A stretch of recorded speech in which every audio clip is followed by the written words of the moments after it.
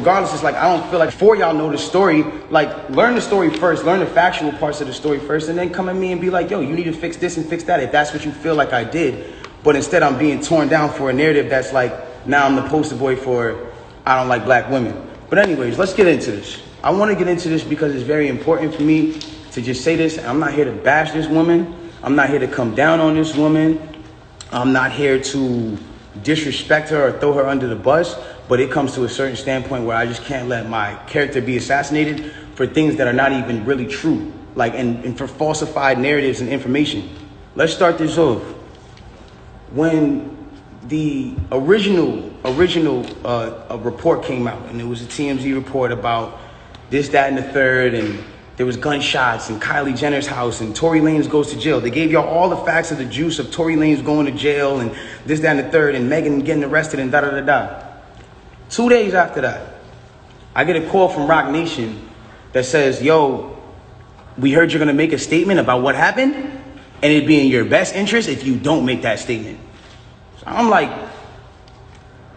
oh, okay, I don't understand what the issue of me telling my fans, like, yo, look, it's not that serious of a deal. I went to jail for whatever. It's like, I didn't get for that 2 days why that was an issue. 2 days later, the TMZ report come out. TMZ reports, and they have the surveillance now. Now they see the video of the arrest. You see Megan, you see me, and you see it's all sprawled out on the ground in bathing suits and blah, blah, blah. And everything I'm saying is public record. You can go back and look at this shit. You can go back and see it. Like, you feel me? So they say, oh, okay, you know, you see her out of the car. She's getting out of the car. She's hopping. It looks bad, bro. And I'm not going to lie. Like, I felt bad watching it because it made her look bad. And it didn't make her look good. It didn't make any of us look good. And I didn't want that for her. I don't see that for anybody. So all of a sudden, when we get arrested, or when it looks like we all got arrested, the memes start. Now I want to really bring you guys in for a second so you can understand something. And I really just want you to take this in. Like, she is a person I spent enough time with her to observe and understand something about her, where it's like she's going through a lot. She goes through a lot. She deals with a lot on her day-to-day basis. And because of that, she's not used to, you know, and not even just because of that, but just because of the fact that she's been praised so much. We've always looked at her as like, yo, that's hip-hop sweetheart. Like, she's nice, she's talented, whatever the case is, cool. And because of that, like, we've never seen a moment where the memes have come at her, where the memes are like, yo, nigga, let's laugh at your pain. Ah, ha, ha, ha, ha. She's never had to deal with that because she's always been praised. So everything that's been happening has been a reaction off of what's been going on. So it gets down to this point now where it's like, now the reports are starting to say, okay, well, everyone's pointing to different things. No one really knows what's happened, but nobody has ever said she got shot. Nobody has ever said she got shot. Not TMZ, not the police report at this point. Nothing is saying that she got shot. Soon as she sees herself on video with the bikini and the things like that, and it looks bad, she then comes out and says, yo, the narrative of me getting cut by glass, it's just not true. She doesn't point at nobody or anybody or say anything or anything like that. She just says the narrative that whatever came out of me being cut by glass is not true. I was shot in my feet with the intention to harm me and put harm and danger upon me, right? So, okay, cool. Like, all of a sudden, the affiliates of her circle start pointing like little subliminal fingers, like count your days, and like, I won't be around, and you shooting at feet, and like little funny things that they start doing. And I'm kind of like, damn, hold on, where are y'all about to take this? Because y'all told me not to make a statement, so I'm trying to figure out where y'all taking me to. I don't get it. So then at this point she goes live because people are not really understanding the story or whatever cases. She waits. She doesn't go on, you know, a time when it's just a regular time. For y'all who don't understand, it was one of those things where me and her knew what was going on, but y'all didn't know what was going on. She went live on my birthday and then she says, yo, you know, and the thing about the whole jury thing is like, my bad. She knew that it wasn't a situation where, like, she knew she had to do certain sympathetic things, I guess, to push the narrative. And I don't know who told her to do certain things like that. And I'm not the one who's trying to, like, ever point the finger at anybody. But when it really comes down to it, it's like, you went on live on your birthday, and then you said, on my birthday, and then you said, I got shot in my foot, and it didn't hit no bones or tendons. So everybody's looking at this, and again, The internet is a sick place. This is a place where people don't give a fuck about you. They do what they do. They antagonize and they do what they do. You go in and you see you get shot in your foot, no bones or tendons. The internet goes into an outrage because some people are like, hold on, how you not get shot? How you get shot in your foot and it don't hit no bones or tendons? Like, whoever is watching this, like, if you need to go on Google and look at a foot anatomy of bones and skeletons and tendons, you realize there's like 30 bones in your feet and like 100 tendons, some crazy number like that, right? So she now gets to this place where the people are like, hold on, and again, the internet is sick.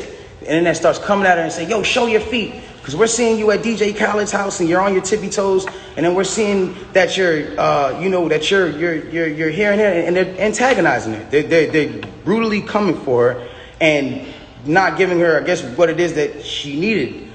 But it gets to this point where now she posts a picture of a foot. And she posts this picture of her foot. There's no exit wound. There's a lot of inconsistencies in the story. And she says under the post, you see, I got shot in the back of my foot because when I was walking away from the car, she says she puts this in capital letters. She says, I was walking away from the car and I got shot in the back of my foot. She doesn't ever show the other foot that she claims she got shot in.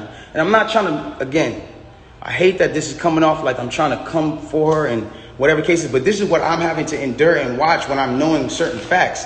So it gets to, it gets to this place where I'm just like, bro, like, this is not me, and I don't deserve this. Like, I don't deserve to have to go through this. Like, I never have been somebody who's had domestic cases. I've never hit no woman. I've never had abusive cases with no woman. You can't pull those type of facts up on me. I don't have those. So it's like, I just didn't understand why I'm going through this. So now it gets to this point where she posts this picture of her foot and everyone's seeing certain things and everyone's, saying certain things about her foot. And some people think it's real. Some people don't think it's real. And it gets to this place where some people are just not believing it. So she posted a picture. There's no bullet tray. Where are they taking out the bullets for the pan? Like, this is what's going on. Like, where are they taking out the bullets for the pan? I don't understand. Like, where's the surgical? You're not in the surgical room. And anybody who knows, I mean, this is like, it clearly had to be the first day that you've taken this picture. So if this is the first day that you've taken this picture, it's like, where's all the evidence? Why are you not in the surgical room? First of all, you're not even allowed to take pictures in a surgical procedure. That is against the law. It doesn't matter if you're famous or not. So it gets to this point now where it's like, she says, I was shot from behind and, blah, blah, blah, this, that, and the third, and I was walking away. And she puts that and then she deletes the post after. But that contradicts with the first post, because you said somebody came out to hit you with malicious harm and danger, to put you in harm and all this danger and all this stuff. How can you identify who's shooting at you if you're facing the other way? How can you even identify criminal or malicious intent if you're not seeing what's going on behind you? That doesn't even make sense. And so it's like, I'm looking at this and I'm just like, yo, this is not right. Like, and I do see when people are getting at her, and there's times when I'm like, damn, like, do I help her or do I speak up and say, yo, don't talk about her, whatever the case is? But if I do that, then it's like I'm coming off like I'm guilty. And then if I say something about having remorse, like I would like to, or saying something about certain things, it's like I come off like I'm guilty of something that I didn't do. So I had to be quiet on certain places. Now, I need y'all to really take this in and understand like how this works at this point. When all this starts happening, LA Times, okay, this is put in public information. LA Times puts out an article, and in the article they say, this is the initial report. Two sources close to the investigation said that she got cut by glass, and she said that she got cut by glass. So then it's like, people see that, okay, hold on. They're saying on the initial police report with Officer Santiago, whatever his name is, you can go look this up. This is on LA Times. That's when it gets to this point where it says, okay, yo, they reported no gunfire wound in her foot. They just reported a woman with a foot injury. So you got to understand, like, this is what's in their initial police report. Fuck all the Instagram, fuck the other shit. This is just what's in the police report. So you got to understand, like, I'm getting to a point where I'm like, wow, I'm looking at this and I'm like, wow, like, At the end of the day, like maybe some people might see this, maybe some people might not. It gets to academics. It gets to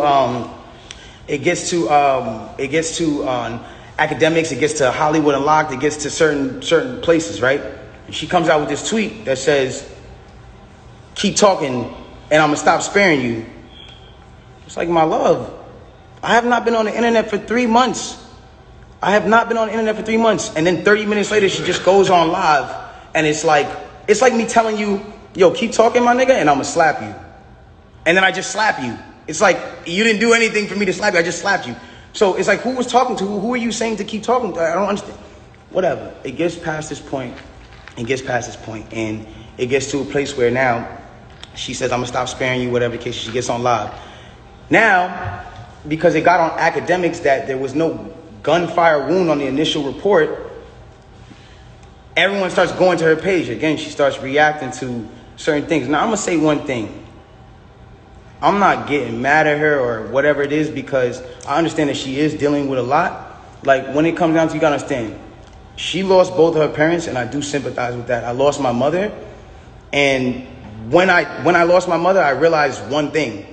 When you lose a parent, you could be highly susceptible to people around you that are giving you parental guidance or things that feel like parental guidance, to believing that it is parental guidance, and you go with it. That's happened to me. I've been at that place where I've listened to a lot of people that led me down the wrong road because it felt like parental guidance that I should have been getting from my mother or my father that at that time wasn't around, or whatever the case is. So now it gets to this point now, whatever the case is, boom, she comes out and she goes, listen, you guys and, you know, all this extra shit, this nigga keep talking about me. And I'm in the back, I'm over here watching this like, yo, what did I say? I didn't say nothing. I said nothing to you. It's nothing. This nigga keep talking about me, bro. And so, you know what? Now we just gonna do it. This nigga Tory shot me, bro. This nigga shot me. He shot me. She gets into it. This nigga shot me. She starts breaking down the story. And I want y'all to pay close attention to how she breaks down the story. Okay? Really pay close attention. She breaks down the story and she says, yo, I'm arguing. I'm in the car. I'm arguing with this nigga. I'm tired of arguing with this nigga. We get into a heated argument. I'm tired of arguing with this nigga. I get out the car. This nigga get out the car, and he starts shooting me. For no reason, he starts shooting me. So boom, then the cops pull us over and da-da-da-da. Hold on, let's take the first facts back for what she just said. So you mean to tell me that you're in a car with a person and this person is arguing with you? This person has gotten you to a place of like, yo, I don't even want to be around you. Like, I'm above this. I'm out of here. You get out of the car because the heated argument is so heated. And then this person gets out and shoots you in both of your feet. And you jump back in the car? Why would you jump back in the car with a dangerous man who just did a dangerous crime to you, who did this criminal intent to you, and all this? Why? Why would you jump back in the car? Well, yo, then the police pull us over, and I see, you know what I'm saying, we're all black in the car, there's a gun in the car, so I don't even want to be like, you know what I'm saying, I don't want nobody to get in more trouble, and I'm trying to protect this man. Because at the end of the day, it's niggas getting shot out here. She then throws the black card at me. I'm trying to protect this black man. My love, nobody ever reported that you got shot but you. So how are you trying to protect me? At what point were you trying to protect me? At what point? Like, you know I got a child. You know that these type of situations, even an accusation, is something that I can't even be playing with. I don't even play with my life like that. So why would that, that to me just doesn't make sense. Okay, cool. Yo, I lied to the cops. I lied to the doctors. Let me tell you why they saying there's glass in my feet, though. Because I lied to the cops. I lied to the doctors. I lied to this, that, and the third. Ladies and gentlemen, I need us to really understand what she's saying here. You mean to tell me that these medical doctors that are in an ambulance that work on-site injuries 24/7 for all day, that have to know every type of on-site injury, the specifications on the type of on-site injuries, so they can treat it right? You mean to tell me you lied to these people and they just treated you for glass when you had a bullet in you? If that's what you're saying, okay, I'll give you the benefit of the doubt. Let's just say they were dumb. You mean to tell me that the cops who were called for a gunshot in a Suburban or whatever the car was, found that same Suburban and found a gun in it, see you leaking and didn't check you for bullet wounds. I'll give you the benefit of doubt and say they were dumb. You then further said, yo, I'm at cotton mouth like a motherfucker smoking all day. You then say, oh, well, I was trying to protect this black man, so I never said nothing. I didn't want them to shoot me. I didn't want them to kill me. Okay, but when me and Kelsey and Quan were over there being questioned, you were in a stretcher. No one is going to shoot you in a stretcher. You had plenty of time to tell the cops that you were in danger. You had plenty of time. I'm not protecting somebody who just heinously shot me after a conversation that we just had. My mind is not on protecting you. I'm bleeding from my feet. I'm thinking about protecting my own life and I'm in danger. Why would you not say that with 2 feet bleeding from 2 bullet holes, from what you're saying? I don't understand that. And then there's this whole narrative of, you know, like, I didn't want to put this black man on you know, I didn't want to get him in trouble. Like, you know what I'm saying? I'm protecting this man and he keeps talking. And so now, you know, he keeps getting his media team to start doing certain things to make me look incredible and to smear me. And to make him look good and to make it look like I'm not. Hold on. Ladies and gentlemen, have I been around in the last 3 months saying anything? Have you seen in the last 3 months one article that made me look good during this? One? Have you seen it? You haven't seen it nowhere. Because at the end of the day, my PR team is not out here playing with my jeopardy of my life and freedom. Y'all are doing this for the internet. This is my life. I'm the only person with the case.